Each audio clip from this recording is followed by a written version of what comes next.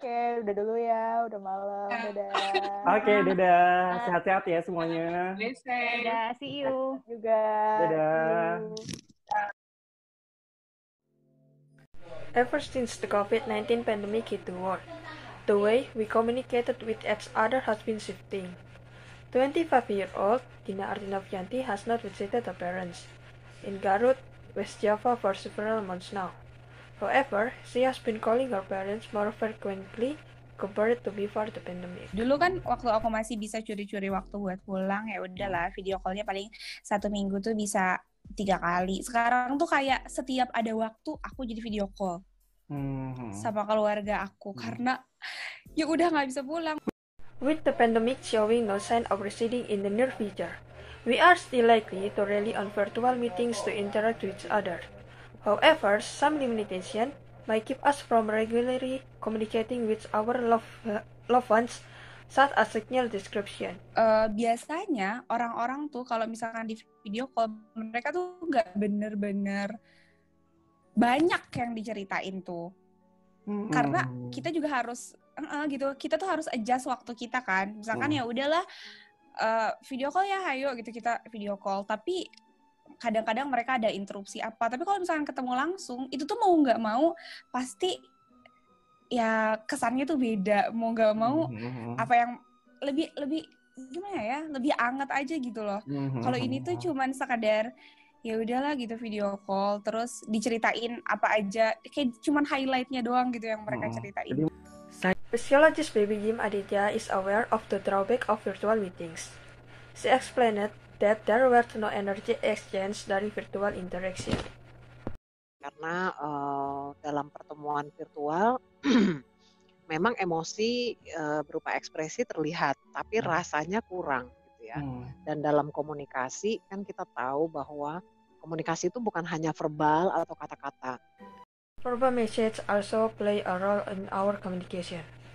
And gesture, face expression, tempo, intonation, articulation, accents. Kalau secara virtual mungkin ada yang terdistorsi ya dari semua tiga itu. Mungkin karena jarak ya, karena mungkin jaringan tidak begitu sempurna sehingga ekspresi itu tidak seluruhnya tertangkap misalnya, atau gesture nggak seluruhnya kelihatan kan. Virtual interaction might cause people to feel more lonely, but Baby said it is not so different from face-to-face interaction, where we can feel lonely despite being in the middle of a crowd. Berkumpul sama teman kita di warung kopi, ber-6, ber-8, ber-10, tapi masing-masing sibuk sama handphonenya masing-masing. Kita sibuk sama yang jauh, instead of sibuk sama yang deket kita. Mbok bertegur sapa, lu tadi gimana?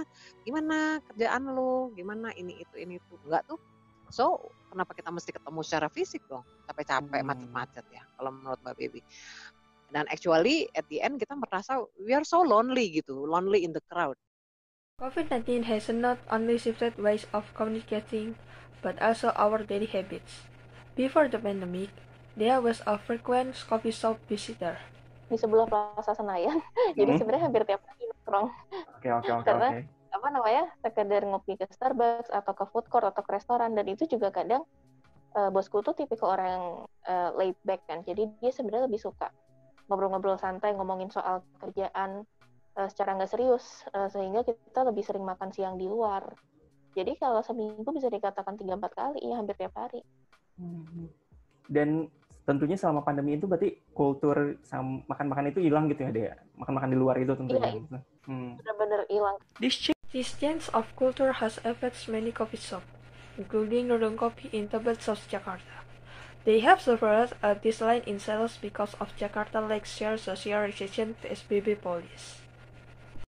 Waktu adanya peraturan PSBB itu yang tidak boleh terima dine-in itu pengaruhnya sampai penurunan sales-nya sekitar 80%.